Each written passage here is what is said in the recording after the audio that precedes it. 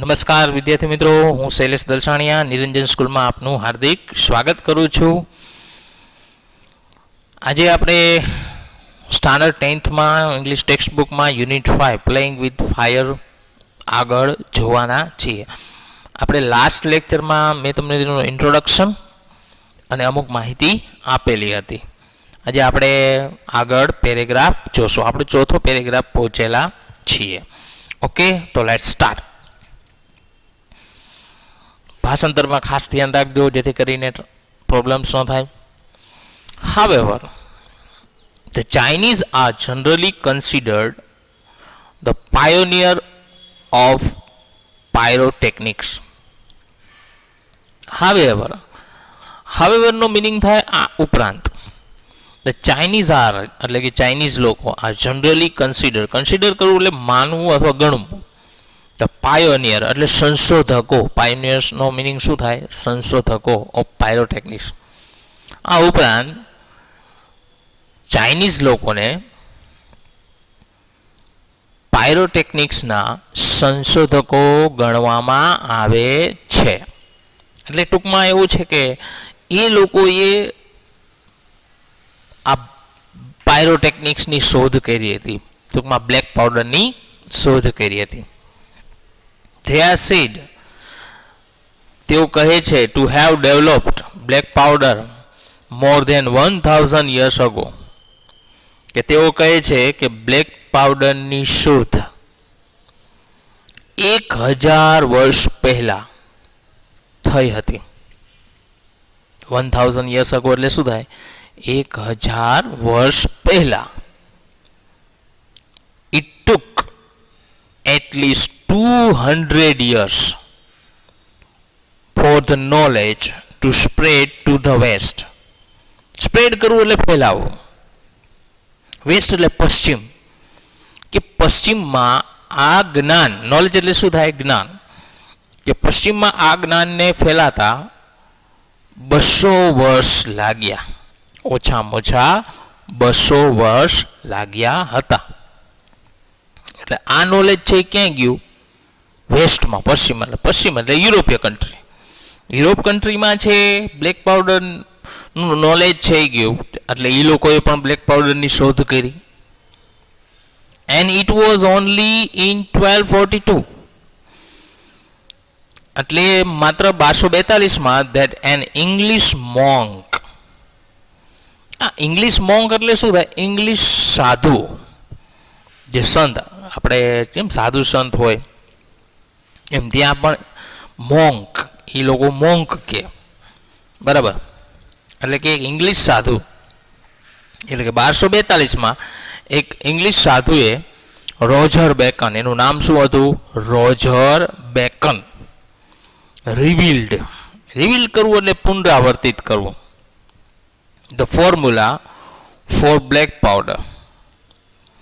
Formula એટલે આ જે નુસ્ખો. ફોર્મ્યુલાનો મિનિંગ શું થાય? નુસ્ખો. કે 1242માં ઇંગ્લિશ સાધુએ આ બ્લેક પાવડરનો નુસ્ખો પુનરાવર્તિત કર્યો. એટલે ફરી પાછું એને આ પુનરાવર્તિત કર્યું હતું.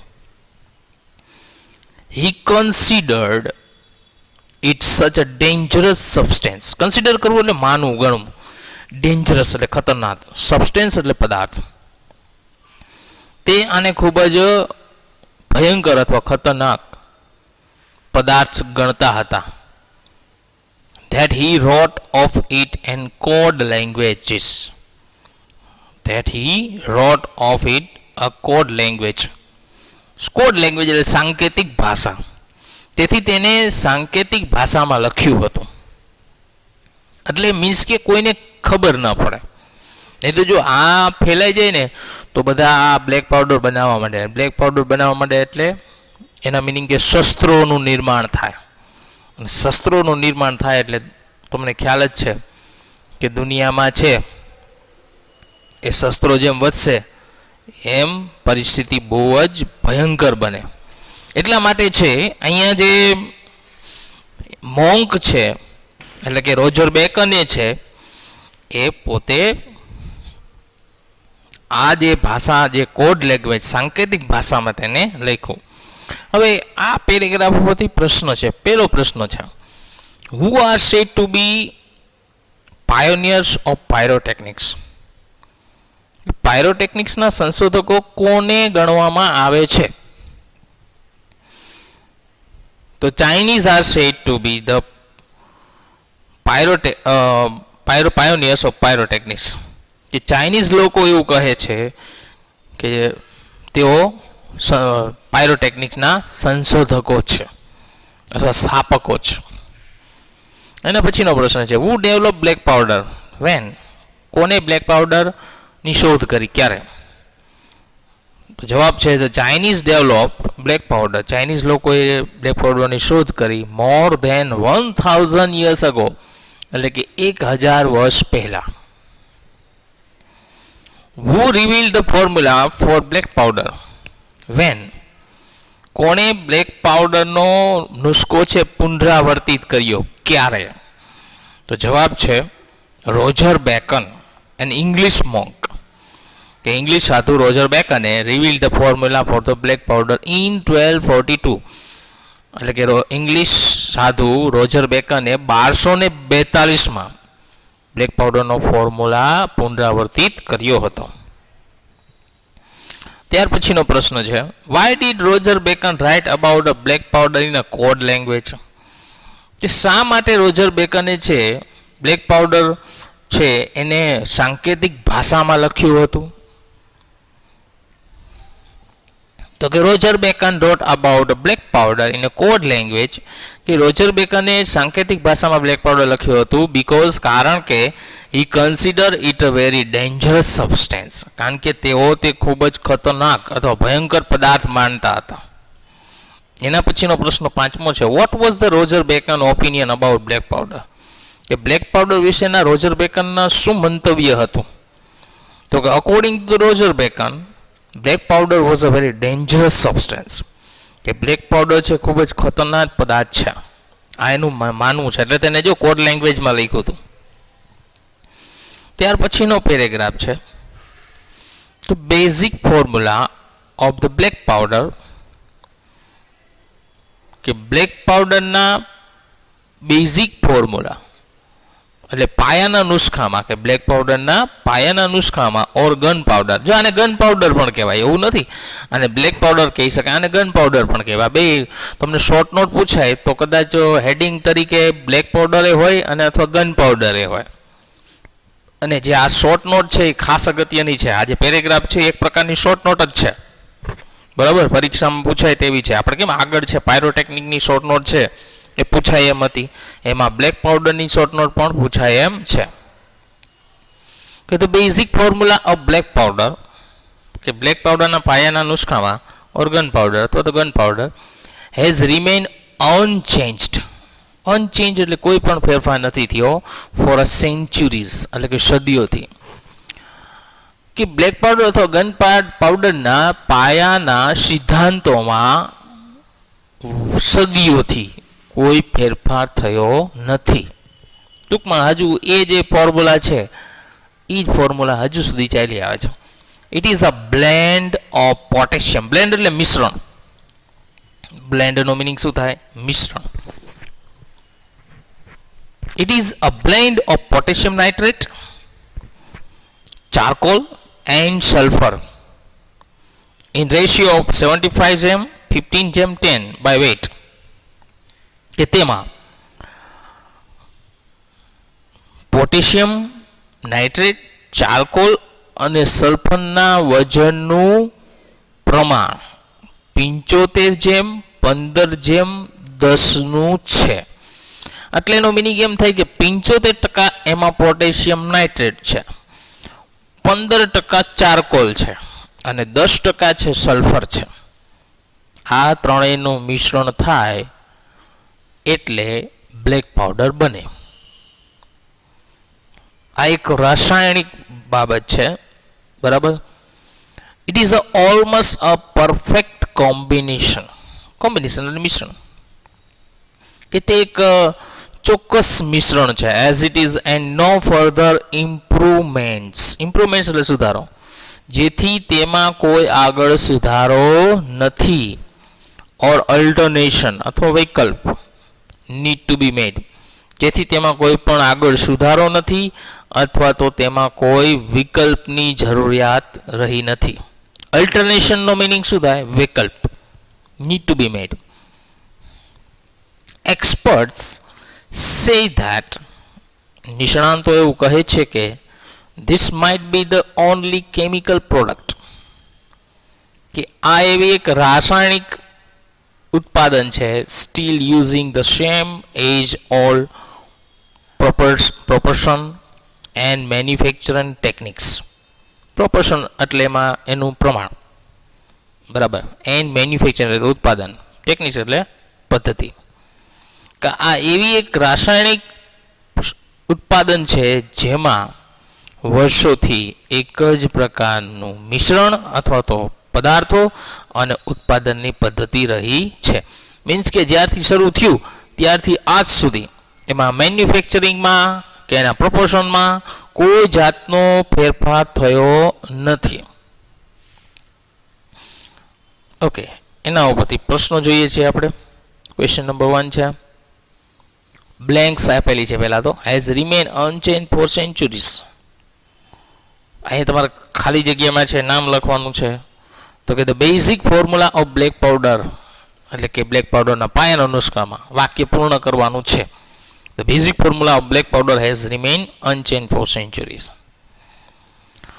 Vote is the formula of black powder? Black પાવડરનો શું ફોર્મ્યુલા છે? તો કે the black powder is a blend of potassium nitrate, charcoal and sulfur in ratio of 75, 15 and 10 by weight. કે બ્લેક પાવડરમાં પોટેશિયમ નાઇટ્રેટ, ચારકોલ અને સલ્ફરનું પ્રમાણ 75:15:10 હોય છે. What do the expert say about the formula of black powder?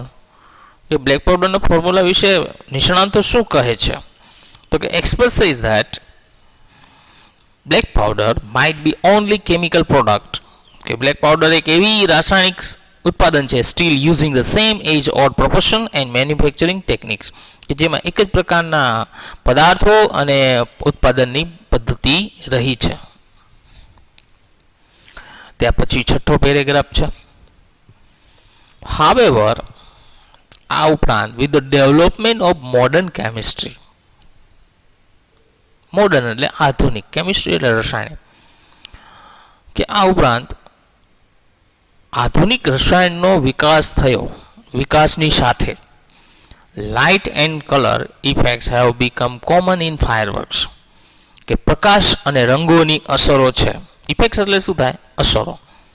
Have become common, common એટલે સામાન્ય, in fireworks એટલે ફટાકડા, કે ફટાકડાઓમાં રંગો અને પ્રકાશની અસર સામાન્ય રહી છે.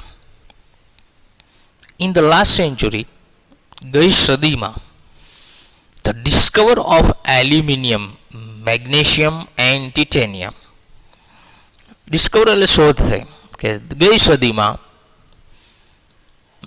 એલ્યુમિનિયમ, મેગ્નેશિયમ અને ટિટેનિયમની શોધ થઈ. Which burns at high temperature, કે જે ઊંચા તાપમાને સળગે છે. એમિટિંગ બ્રાઇટ લાઇટ, કે જેમાંથી તેજસ્વી પ્રકાશ, એમિટ કરવું એટલે ઉત્પન્ન કરવું, કે જેમાંથી તેજસ્વી પ્રકાશ ઉત્પન્ન થાય છે. મેં તમને આને આગળ કીધું હતું, એમિટ એટલે શું થાય? ઉત્પન્ન કરવું, બહાર ફેંકવું. ડ્રામેટિકલી ઇમ્પ્રૂવ ધ બ્રિલિયન્સ, ડ્રામેટિકલી થાય અચાનક, ઇમ્પ્રૂવ એટલે એમાં વધારો કરવો, બ્રિલિયન્સ એટલે તેજ ઓફ ફાયરવર્ક્સ, અને અચાનક છે ફટાકડાના તેજમાં વધારો કર્યો છે. તમે જોશો આ જે એલ્યુમિનિયમ છે, મેગ્નેશિયમ છે, ટિટેનિયમની શોધ થઈ પછી એનો ઉપયોગ પણ ફટાકડામાં કરવામાં આવ્યો. શેના માટે? એના તેજ માટે. જોજો આજના ફટાકડાઓ આકાશમાં જઈને ફૂટતા હોય તો જોજો એકદમ તેજસ્વી રીતે ફૂટશે. પ્રકાશ, અલગ અલગ રંગો એમાંથી લાલ, પીળો, લીલો આવા રંગો થશે. એ કેના લીધે થાય છે? આ મેગ્નેશિયમ, એલ્યુમિનિયમ, ટિટેનિયમના લીધે. સિમિલરલી એ જ રીતે colours are a recent development, રંગો પણ એ હાલનો જ વિકાસ છે.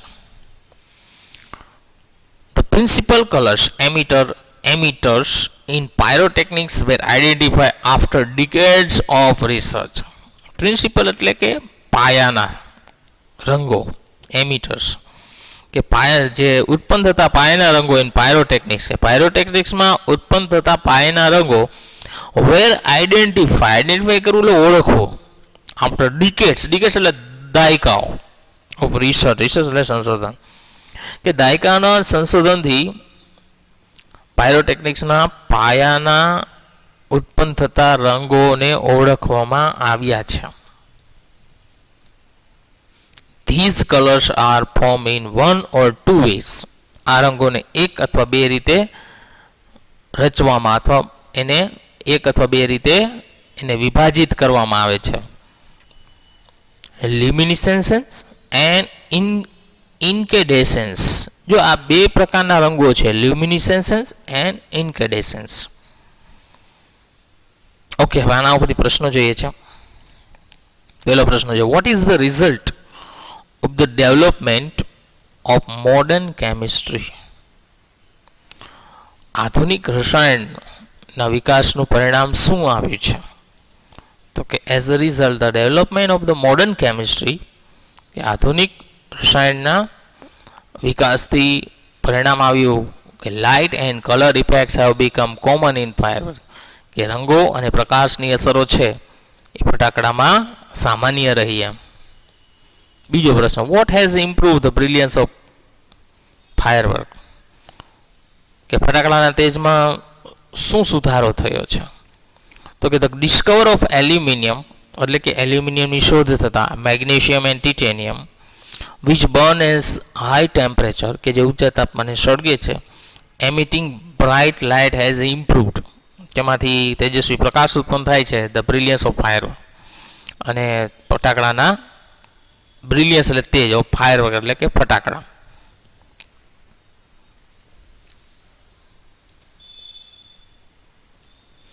ત્યાર પછીનો પ્રશ્ન છે, ખાલી જગ્યા were identify after decades of research. આ વાક્ય પૂર્ણ કરવાનું છે. એટલે the principal colours emitters in pyrotechnics were identify after the decades of research. આ પેરેગ્રાફ જે પૂર્ણ કરવાના હોય તો તમે પેરેગ્રાફ પૂરી કરી શકો છો. એના પછી ચોથો પ્રશ્ન છે, name the two ways in which colour are form, કે બે રીતે ઉત્પન્ન થતા રંગોને વિભાજિત કરો. તો કે colours are form in one of two ways, luminescence and incandescence. આ બે રીતે રંગો ઉત્પન્ન થાય છે. તો મિત્રો, વિડીયો જોવા બદલ આપ સૌનો ખૂબ ખૂબ આભાર. નેક્સ્ટ પેરેગ્રાફ આપણે નેક્સ્ટ લેક્ચરમાં સમજીશું. અત્યારે અહીં સુધી